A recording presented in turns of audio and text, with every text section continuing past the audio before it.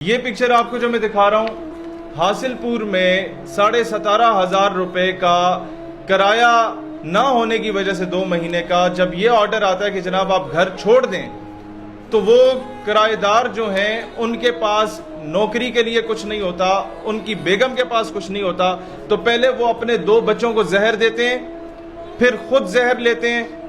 اور سارے اس دار فانی سے کوچ کر جاتے ہیں۔ اور حاکم وقت سے سوال یہ ہوتا ہے کہ جب یہ کہا جاتا تھا خلفائے راشدین کی جانب سے کہ دریائے دجلہ و فرات کے کنارے اگر کوئی بکری کا بچہ بھی بھوک یا پیاس سے مر جاتا ہے تو ہم سے سوال کیا جائے گا، تو ایک اسلامی فلاحی ریاست کا حاکم وقت اس سے یہ 22 کروڑ عوام اس کے سامنے سوالیہ نشان رکھتی ہے ان 4 جنازوں کا کہ اس کا ذمہ دار کون ہے۔ اس کے بعد آتے ہیں آپ کے دن دہاڑے یہ معاملات ہوتے ہیں، بیل پہ بیل مل رہی ہے اس عورت کو صرف اس وجہ سے کہ وہ ایک جج صاحب کی بیگم ہے، اور جو رضوانہ پر ظلم ہوا، جو تشدد ہوا، میں دیکھتا ہوں کہ مگرمچھ کے آنسو پیپلز پارٹی اور مسلم لیگ نون کے جو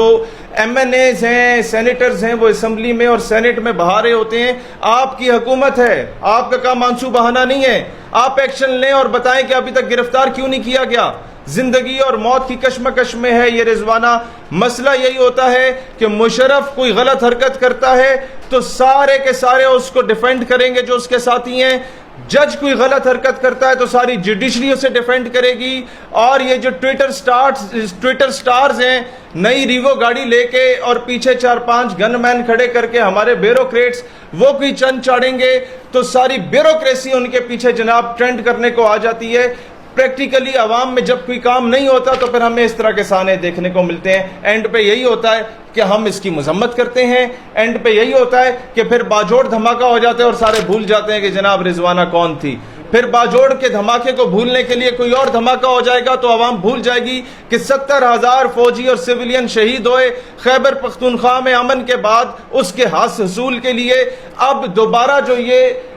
جنازے اٹھ رہے ہیں، یہ کس کے ہاتھ پہ اپنا لہو تلاش کرے یہ عوام۔ اور سب سے بڑی ستم ظریفی یہ ہے کہ جن کے لوگ شہید ہوتے ہیں وہ خود دبئی میں بیٹھے ہوتے ہیں، تیسرے دن جا کے ان کی تعزیت کر رہے ہوتے ہیں، خود وہاں جا کے بیٹھ کے یہ ڈیسائیڈ کر رہے ہوتے ہیں کہ کیئر ٹیکر گورنمنٹ میں ہمیں کیا حصہ ملے گا۔ آج عوام یہ سوال پوچھے گی ان سے کہ جناب 1.5 سال ہو چکا ہے مولانا فضل الرحمان صاحب آپ کی حکومت کو،